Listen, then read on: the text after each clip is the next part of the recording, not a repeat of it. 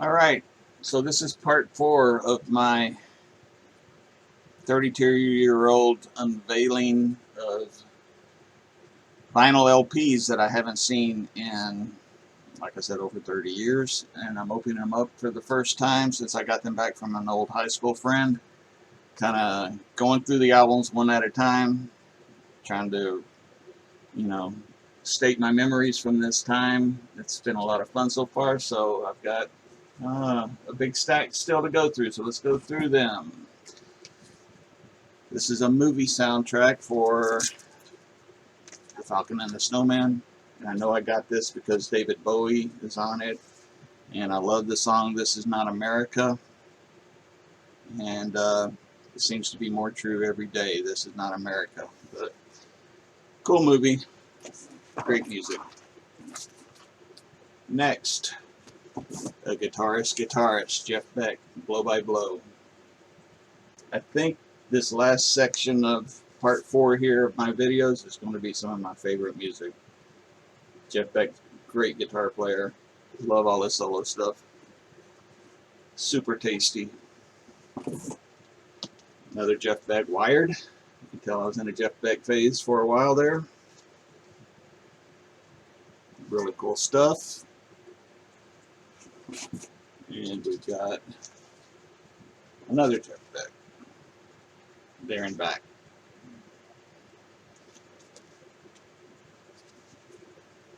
Alright, looks like next we have Jimmy Page with The Firm. Saw The Firm in concert in Austin, probably early 90s, I'm guessing, with Paul Rodgers. So, great band, great show. They only put out a couple of albums, but I enjoyed them. Paul Rodgers was kind of a tone down from Robert Plant as far as stylistically, but, totally different styles, totally different types of music. Still rock, but, underrated album, very good. This was a great compilation. I used to listen to this Rolling Stones all the time. Hot Rock 64 to 71. I love the artwork there. Super cool. You got Mick.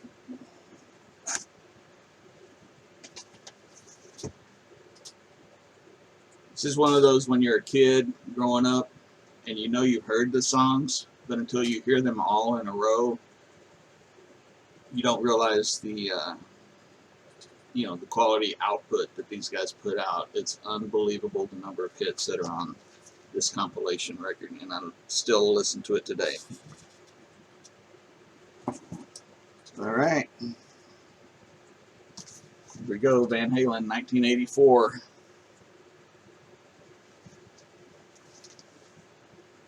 Probably at their height as far as pop goes with Jump. I mean, this made them hit huge. It was a little more poppy with that. It's not my favorite Van Halen album, but it's Van Halen. I saw them 3 or 4 times, and they are fantastic every time I saw them. If you want to talk about Van Halen, this is more along my lines of Van Halen. Their debut, The Eruption, You Really Got Me, Ain't Talking About Love. Really classic. They set the world on fire when they came out with this album. Let's see what the inside looks like. Yeah, this is just like I remember it. Right off stage. Really cool. Another album that has to be played all the way through.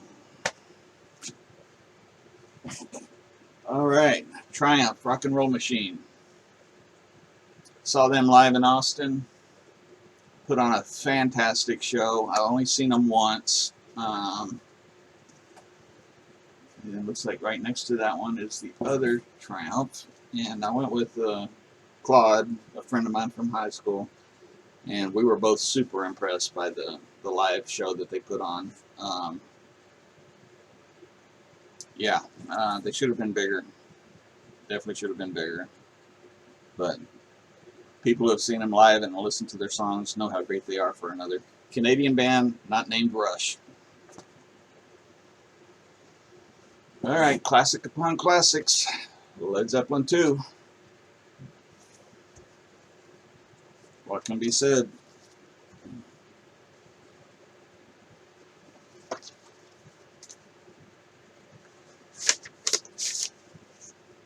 The old Atlantic label here. Got a whole lot of love. What else is on here? Ramble On. Let me open it up. What Should Never Be the Lemon Song. Thank You, Heartbreaker, Livin' Lovin' Made, Moby Dick and Bring It On Home, and Ramble On. All classic songs. Very cool. Alright. One of the lesser known Van Halen albums, Diver Down. It was kind of rushed to production because of Pretty Woman. They covered the Roy Orbison tune, found out it was going to be a hit, so they kind of rushed this out. There are several copy tunes on here, but they still have great songs on here. They're still Van Halen. Heck. Now, I'm not really a fan of the Sammy Hagar back Van Halen. I was always more a rock guy. So, to me, they just had more energy and were less corporate. So, still love it. This one is probably hard to find. I would bet you it's hard to find. It's Brian May and Friends, Starfleet Project. It's Brian May, Eddie Van Halen getting together, kind of making like a sci-fi soundtrack album. It was a lot of fun. It's an EP. It's only 3 songs. Starfleet, Let Me Out, and Bluesbreaker. So, I'd like to get a turntable, as I mentioned in the previous videos, and listen to some of these. I haven't listened to this since forever, in the 80s probably. Alright, here is my favorite Van Halen of all time, Fair Warning. It's their darkest. I think, you know, Eddie is exploring a lot on this album. The opening of Mean Streets, unbelievable.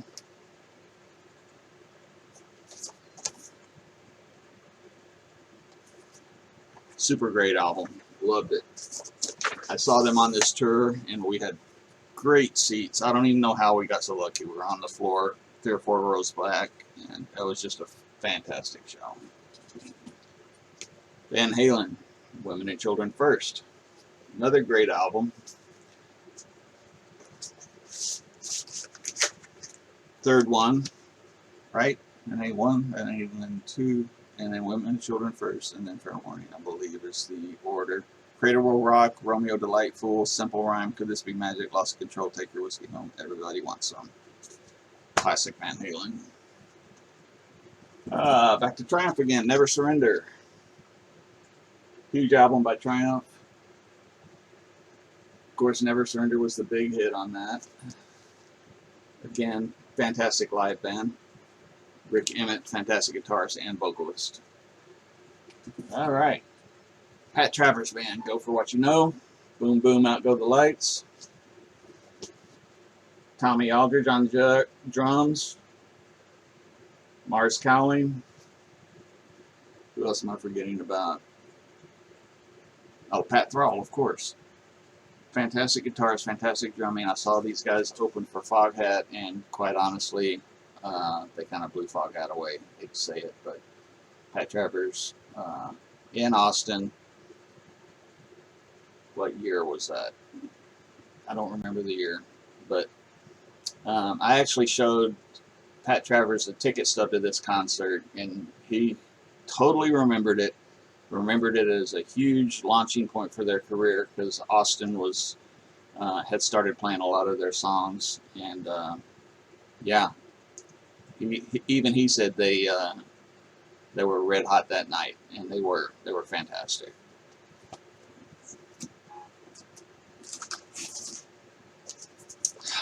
What is this? I do not recognize this. The Dreams of Children by Shadowfax. Vaguely, I remember something about this. But I will have to listen to this again. I don't even know what prompted me to buy this. But I will listen to it. Man, that's right on the back of my mind. I don't remember that. All right, Stanley Jordan. Fantastic innovator on guitar. Used to listen to his stuff all the time. Kind of blew me away. It's one of those records you listen to and you just want to throw down your guitar and quit because it's too advanced, too good. Amazing guy. Sounds like two guitar players, basically, on one instrument. I did not know I owned George Carlin. Somehow I think this slipped into the pile here, so I don't think I own this, but I'll listen to it. Alright, what do we got here? Ha! Out of This World, Atmospheric Sounds and Effects from the BBC Radiophonic Workshop. And I know, my buddy Claude used to get these sound effects and just try to put together weird things, either use them in songs or in little recorded bits for fun, just experimenting.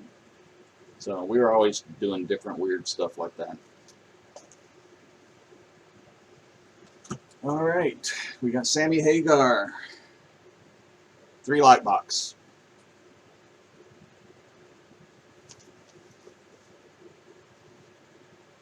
As I said, I saw him open for Boston before he got, probably right after he left Montrose, because he was still playing, Bad Motor Scooter and stuff like that. I remember 3 Light Box had a really great opening. Hagar had the great voice, really good guitar player, good performer. Enjoyed this album. All right, classic of punk and classics here. Led Zeppelin, Physical Graffiti, double album. Every song is fantastic. I love this album. Got the cutouts here, and then the different windows that slide over it. Look at all the parts you get to these records. It's just crazy. With the songs listed here, and then the other album. So, records back then were experiences. They weren't just, play the song and it's gone and you shuffle to the next song. These were experiences that you had to listen to in their totality, uninterrupted. And that's the way I still prefer to listen to music today. I can't build a song list or something like that just to skip all around. I still to this day listen to things all the way through, the way they were intended, the way they were recorded. Even if artists don't do that today, they did it back then, and that's just the way I'm used to it, the way I enjoy it. Led Zeppelin Presence, one of their lesser known albums, but still a great one. With the weird 60s style photos on the inside. With the obelisk that I saw was listed on Pawn Stars at one point. They were selling the little obelisk there. It's on the cover there. I think Rick actually bought it on Pawn Stars. Pretty interesting. Classic upon classics. Led Zeppelin 4. The one everyone's heard with Stairway to Heaven. Every song on here is a classic. Another one you have to listen to all the way through. Required listening for Zeppelin fans. Or any classic rock fan. Required listening. Duplicate. Not sure why I have a duplicate, but I do. Alright.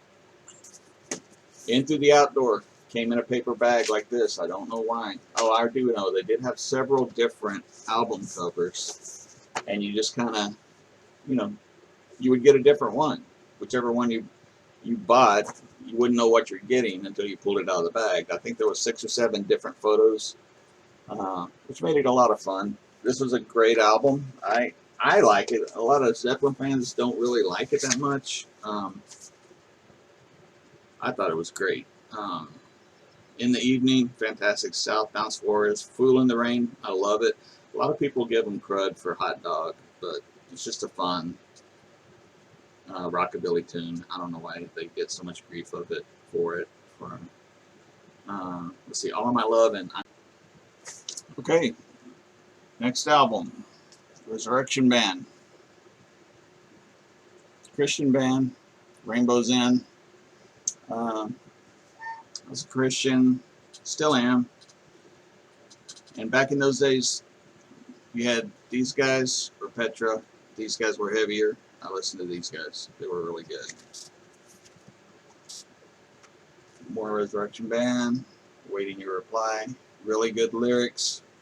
Really good albums. I mean, these guys were ahead of their time. I mean, they put a spotlight on apartheid before anyone was putting a spotlight on apartheid, and you got to give them props for that. They have always been fighting the good fight, and I really appreciate the work that Glenn and Wendy Kaiser do. Colors.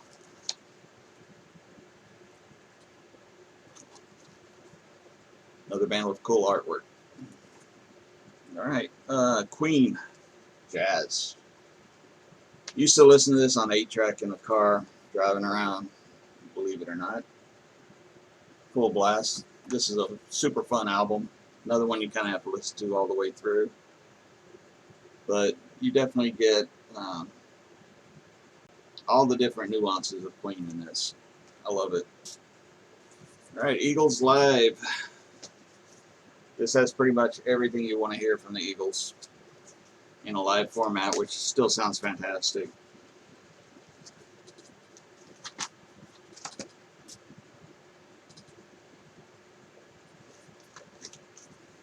Love it. Alright, Brimstone and Treacle. How many of you guys remember this? This was a movie soundtrack based by Sting, The Police, and Go-Go's and Squeeze. I'll be honest, I hadn't listened to this. I forgot I had it in here. So I would like to listen to it again. Because I know it had some really cool licks in it. So I want to listen to that again. Alright, Pete Townsend, White City. I'm a big Pete Townsend fan. Love his guitar, love his rhythm work on guitar. Used to love to play along with his stuff. Really fun to play along with on the guitar. And now we get into the really good stuff of my collection. Not that the other stuff is not good, but this is the stuff that I would wear out on the turntable. Rush, Farewell to Kings. Boy, did I listen to this.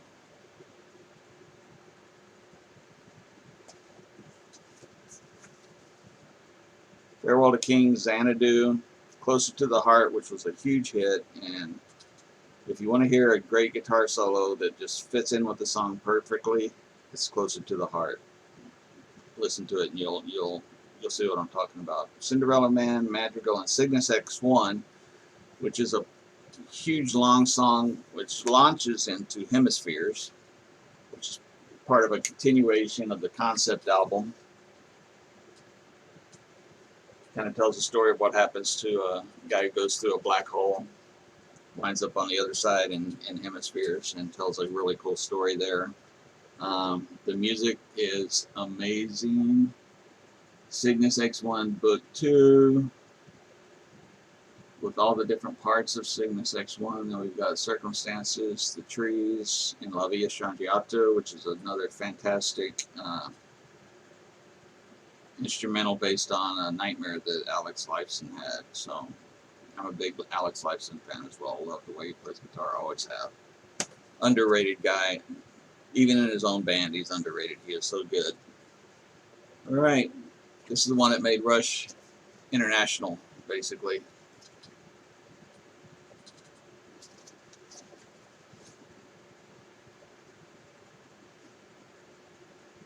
moving pictures, and every song on here is huge. Tom Sawyer, Red Barchetta, YYZ, Limelight, Camera Eye, Witch Hunt, Vital Signs.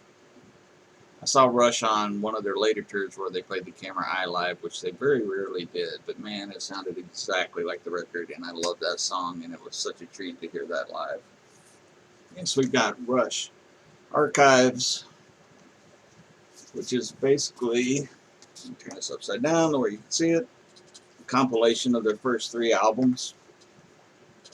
Rush 1, Fly By Night, and Caress of Steel. Caress of Steel being the most out there album they have, and a lot of people criticize them for it, but it's not something I listen to all the time, but I still appreciate it. Fly By Night was a really underrated album. That whole album is really good. I really enjoyed that as well as the original Rush. And then we've got Rush All the World's a Stage, which is their first live album. Very raw, very heavy, very loud. It's right after 2112. Yeah, it's got Bastille Day, Anthem, Fly By Night, In the Mood, Something for Nothing, Lakeside Park, then the whole 2112 Overture, and By Tour, In the End, Working Man, Finding My Way, and What You're Doing. So, big, heavy, loud live album. Okay, Rush Signals. It's when they started moving more towards the synthesizers in the 80s, and lost me a little bit, I have to admit. I'm a fan of the earlier Rush. I'm not saying that any of this is bad, it's just that it wasn't really my thing. Although, before that one, I loved this when I was in 10th grade. I remember when this came out. I was in typing class talking to a buddy about it, and when they had typing classes on the old IBM Selectrics, and he kept raving about this, so I had to go get it, and I loved it. Great album all the way through. Yeah, and this is what I remember. Well, let me show you the cool inner work. I remember there's an error in the lyrics here on Free Will. You can choose a ready guide in some celestial voice. If you still choose not to decide, you cannot have made a choice. Now, if you know the song, those lyrics aren't in there. The lyrics in the song are, you still have made a choice. And I've always wondered if re-releases of this album, if they've corrected the lyrics on that. I'd like to know, because it's kind of a cool error to have there, actually. And I wonder how many people have noticed it besides me. Probably a lot, because we would take these albums, come home, put on the headphones, and listen and read the lyrics and make it a whole experience. All right, Rush. Power Windows. Another solid 80s album. Big Money, Grand Designs, Manhattan Project, Marathon Territories, Middletown Dreams, Motion Detector, Mystic Rhythms. I like this album. I like the older ones better. What can I say? Now here's one of the post-Signals albums that I really like the whole bunch. And that is Grace Under Pressure. Great album. It has a new style for them, kind of much more clean, airy. I would want to say that about Alexis Plain, but really well written songs. Very cool album. Love it. Flows together perfectly. And we get a little heavier here with Judas Priest, Hellbent for Leather. I used to work at a restaurant washing dishes, and all the cooks in the back would play Unleashed in the East. And that kind of got me hooked on Judas Priest because I thought they were great. And this album was really good too. All right, next we have The Fix, Shuttered Room.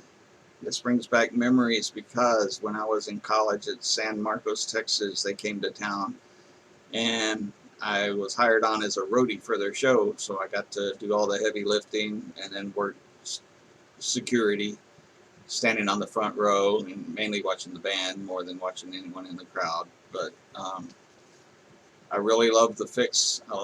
Jamie West Oram on guitar has one of those easily identifiable sounds. He never got enough credit, I think, for the sound he would come up with on his guitar. Him and Elliot Easton, I think, were very underrated guitarists in that era, who are really good, really know what they were doing, and established a sound all their own. So, really good stuff. All right, we've got my Habishinu Orchestra here, and this is one I'd like to listen to again. It's got Billy Cobham, John McLaughlin, Jan Hammer, Kirk Laird, and Jerry Goodman. Don't remember listening to this all that much. It might have been above my head at the time, but I would like to put this on a record player and see what it sounds like now. We've got sound effects, which is, as I mentioned, we used to do, put together little 8mm movies and just kind of goofing off. More sound effects. All right, this is a classic, Return to Forever, Romantic Warrior, Al Di Meola, Chick Corea, Stanley Jordan. Wow. Another one I want to listen to again. Classic fusion jazz. All right, Pat Travers, Crash and Burn. I saw them on this tour in Austin at the Municipal Auditorium with this lineup: Mars Cowling, Tommy Aldridge, Pat Thrall. These guys just tore up the place. It was unbelievable. I still have my ticket stub, which I put on Pat Travers' Facebook page, and he responded. He totally remembered the show. He totally remembers killing it, and it was kind of a big launch for him in his career in Austin. He's a Canadian guitarist, but Austin played a lot of his music at the time and really helped launch his career. Okay, what do we got next? Sammy Hagar, Standing Hampton. Classic Sammy Hagar, you know, classic rock. I'll Fall in Love Again, There's Only One Way to Rock. Those were the two big ones. Heavy Metal, which they pulled from the movie Heavy Metal, or he wrote for that. And some other songs I need to re-listen to. It's been a long time since I've heard that, but I like Sammy. All right, this is a fun one. Ted Nugent, Double Live Gonzo. Super loud, super Ted. Back when Ted was the Motor City Madman.